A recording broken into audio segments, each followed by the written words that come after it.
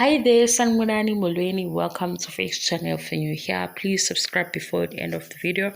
If you're returning, thank you for love and support. I appreciate you. Macele nomayeni kuyoze kube phakade ngesikhathi nje i-TV show isekhona. Umacele ke manje uveza into yokuthi umayeni ufuna le first position yakhe. Umayeni ngento esayizwa kule TV show kwathi uyiSithembu wayengasithandi. Asisekho ke lapho. Sizobuye sibuye lapho.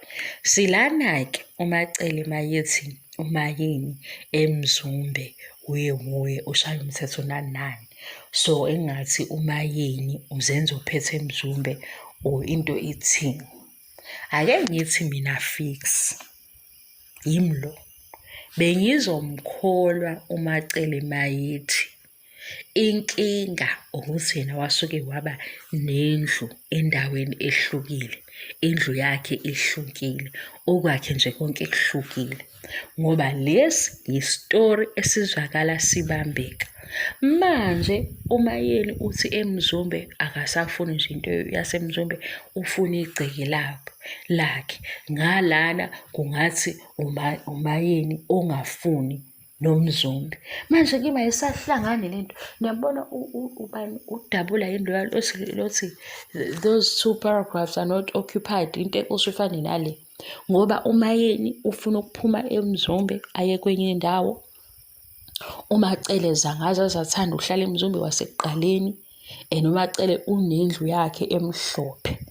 Ukube kumacele uthi umayeni unenkinga ngokuthi umacele uthola izinto ezihlukile, besizoyizwa le ndaba. Why? Because yinto enobufakazi singayifakazela. Manje asazi umamkhulu ukuthi ukhuluma ngani.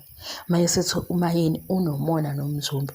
Lapho umayeni ufuna ukuphuma eMzumbe, ufuna igceke lakhe, ufuna nje ukuthi kuyaxoxa futhi ukuthi eMzumbe akusala impumelelo. Umayeni ebona ukuthi wenze njani. Thina sesibonile-ke vele wekazi uma ubalandela bakaMsileko njengamanje ungazi ukuthi kukhona la sebebheke khona ngalezi ndaba bayikhuluma ngezindlu. Inkinga kulento esho ngomacele ukuthi athi umayeni ukwamanda eMzumbe kodwa umayeni befuna ukuhamba eMzumbe. Manje usekhuluma ngomunye umuntu ohlukile. Enye into, macele ushiya umayeni ehleli naye eceleni ehambe yokhuluma noMsileko entweni angakwazi ukuthi ambuze yona ukuze abe sure ukuthi imi kanje. Njengoba kwazi nje ukumtshela ukuthi hawu indaba yezindlu nompumelelo imi kanje, baxoxa njengamakhosikazi. Sekufika yegceke laseMzumbe useya lapha kuMsileko. Into aseyenza ngoba uMsileko usebheka phansi ezifakamuza umacele ukuthi uthini. Manje sibuye singasazi thina ukuthi onenkinga ubani. Uhleli kwi-position okweyakhe kodwa wabuye wabona ukuthi le position kahle kahle ukusinda kwayo ayisindi uma kukhona lo muntu. Because ikhona leyo nto guys, angeke mina ngiyiphike into engithi kusengeke ngayibona.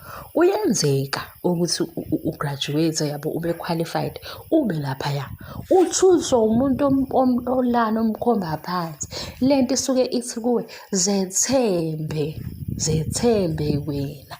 Iposition inikwe wena, wabekwa laphaya kwathiwa phakama, zethembe. Ngoba sayibona lento ukuthi hawu umdonselani loya ophansi ngoba phela ngithi usebeke ku-second, third position, wena wabeka ku-first kodwa ukuthembi kahle.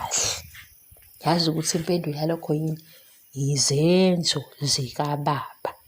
Ngesikhathi kuvela ukuthi ongenalo iqiniso ubani, kuyophela noma mhla kuqondakala ukuthi iqiniso vele kufanele senzelwe uba kuyophela ukuthi bekhulumana emaceleni ngale ndlela bakhulumana ngayo emaceleni.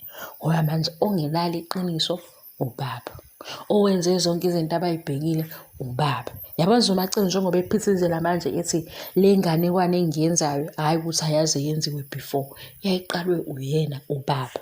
Kodwa umacele usefuna ukuzivezela elinye ipage kamayeni. Makuziwa kumayeni abaqondane ukuze sibone ukuthi ubani osaba omunye, ubani futhi okhuluma iqiniso edlule lento. Because umayeni ngeke ethi uyaphuma eMzumbe kodwa kuthiwe ufuna ukuphatha eMzumbe.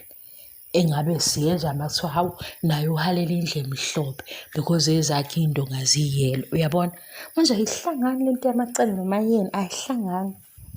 Sisazoqhubeka-ke kodwa-ke guys, lobu sixoxe nje ingibambe phansi la phezulu iganga ngami, kodwa ngiyabonga-ke i-support yenu. Bye.